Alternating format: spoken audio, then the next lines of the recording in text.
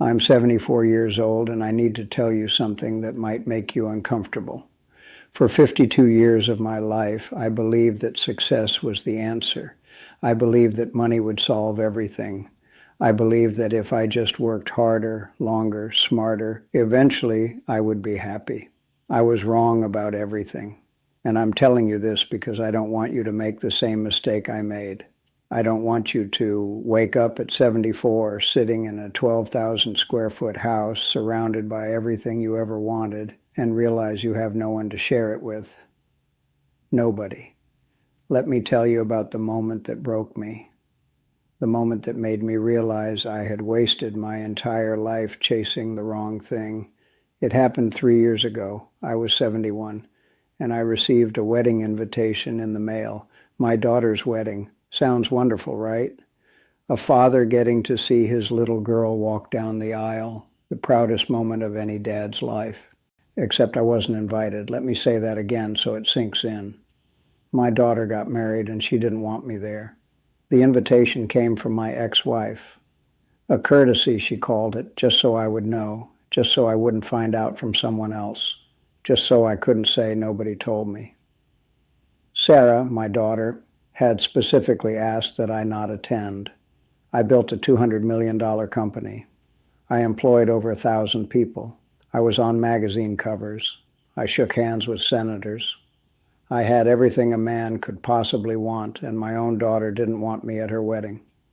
That's when I understood, truly understood. I had spent 52 years climbing a ladder only to realize it was leaning against the wrong wall.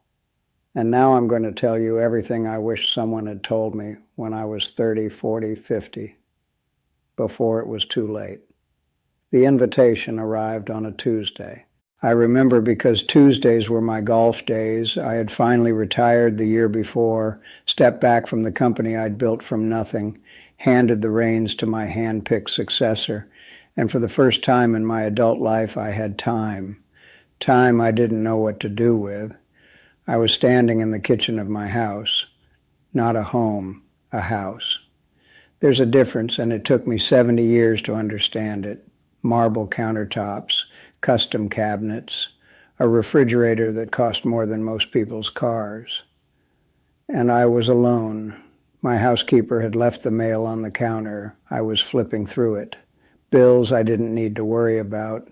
Invitations to charity galas I didn't want to attend. Quarterly statements from investment accounts I'd stopped checking. And then I saw it. A cream-colored envelope. Elegant. Heavy cardstock. The kind of envelope that means something important. I opened it and my hands started shaking before my brain even registered what I was reading. Sarah Elizabeth Mitchell and James Robert Wheeler request the pleasure of your company at their wedding. Sarah Elizabeth Mitchell, my daughter, getting married. And I was holding what I later learned was a copy of the invitation, sent by my ex-wife, with a small note tucked inside. Richard, I thought you should know. Sarah asked that you not attend. I'm sorry. I tried. Linda. I stood there in my kitchen for I don't know how long, 5 minutes, maybe an hour. The invitation crumpled in my hand. She didn't want me there. My little girl. The baby I held in the hospital the day she was born. The toddler who used to run to the door when I came home from work. Before I started coming home less and less. Before I stopped coming home at all some nights. She didn't want me there. I called Linda, my ex-wife of 15 years, the woman I'd been married to for 22 years before I let my work destroy us. Why, I asked. That was all I could say. Why doesn't she want me there? The silence on the other end of the line was worse than any answer she could have given. Richard, she finally said, do you really not know? And the truth is, I didn't. Not really. I had convinced myself that everything was fine, that Sarah understood, that she knew I was working so hard for her, for the family, for our future. She says she doesn't have a father, Linda told me. She says she lost him a long time ago, to the company, to the money, to everything that mattered more than she did. I hung up the phone and I sat in my kitchen in my 12,000 square foot house with my $200 million and I cried. I hadn't cried since my father's funeral in 1982, but I cried that day like a child because I finally understood what I had done. I had sacrificed my daughter on the altar of success, and I could never get her back. How did I get here? That's the question I've been asking myself for 3 years. Every single day. How does a man who had everything end up with nothing? The answer is simple and terrifying. I got here one decision at a time. When I was 22, I started my company in my parents' garage. I had a dream. I was going to build something great. I was going to prove everyone wrong. The teachers who said I wasn't college material.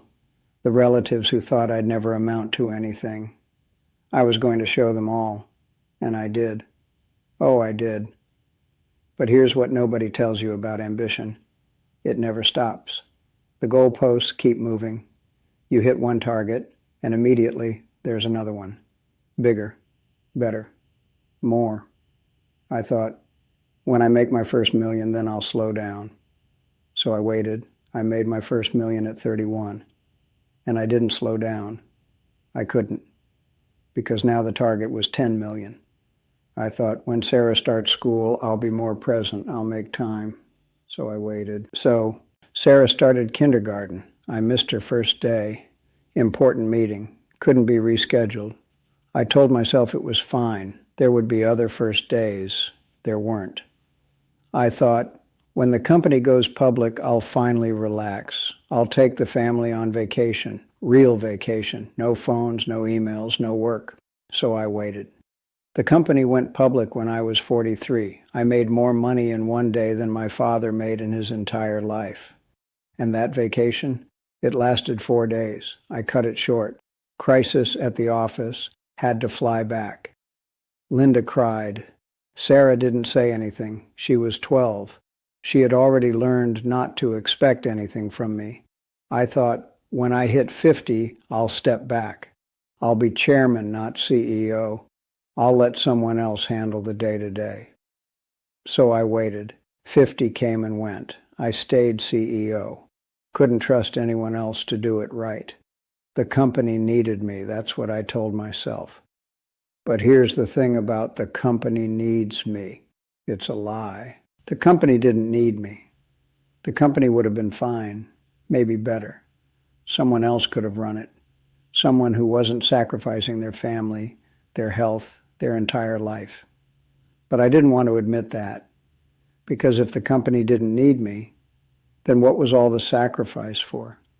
What had I given up my marriage, my daughter, my health for? So I kept going, and I kept waiting for the right time, the right moment, the right circumstances to finally live the life I actually wanted. That time never came because here's the truth nobody tells you when you're young. There is no right time, there is only now, and now, and now. And if you keep saying later, eventually later becomes never. I miss Sarah's first day of school, her 10th birthday party, her high school graduation, her first heartbreak, her college acceptance letter, her first job. I missed all of it. I was building an empire, and I was destroying everything that actually mattered. Let me tell you about the biggest lie you're probably telling yourself right now. I have time. That's what I told myself for 50 years. I have time. I'll do it later, when things calm down, when the pressure eases, when I have more bandwidth. Let me save you 52 years of regret with one simple truth. That day never comes. Things never calm down. The pressure never eases. You never have more bandwidth. Because life doesn't work that way. Life keeps throwing things at you. Problems, opportunities, obligations. And if you're waiting for the perfect moment to start living, you will wait forever. I know people who died waiting. My best friend from college, Tom, we started our careers together. We used to talk about all the things we'd do when we made it. Travel the world, learn to sail, write that book, start that nonprofit. Tom died at 58, heart attack, at his desk working on a Saturday. We never traveled anywhere, never learned to sail, never wrote a damn thing, never started anything except more work. At his funeral, his wife said something that haunts me to this day. He always thought there would be more time. There wasn't. There never is. Here's another lie I believed for too long. Success will make me happy. I say this as someone who achieved everything he set out to achieve. I built a $200 million company. I was rich, I was respected, I was powerful, and I was miserable. You know what success actually is? It's a hamster wheel. You run and run and run, and you never get anywhere. Because the definition of success keeps changing. It's always just out of reach. When I had 1 million, I needed 10. When I had 10, I needed 50. When I had 50, I needed 100. It never ended. And the whole time while I was chasing these arbitrary numbers, my actual life was slipping away. My daughter was growing up without me. My marriage was falling apart. My health was deteriorating, but I was successful. Is that the legacy you want? Because I can tell you exactly what my legacy is now. A man who built something and lost everything that mattered. Here's the lie that destroyed my marriage. They'll understand.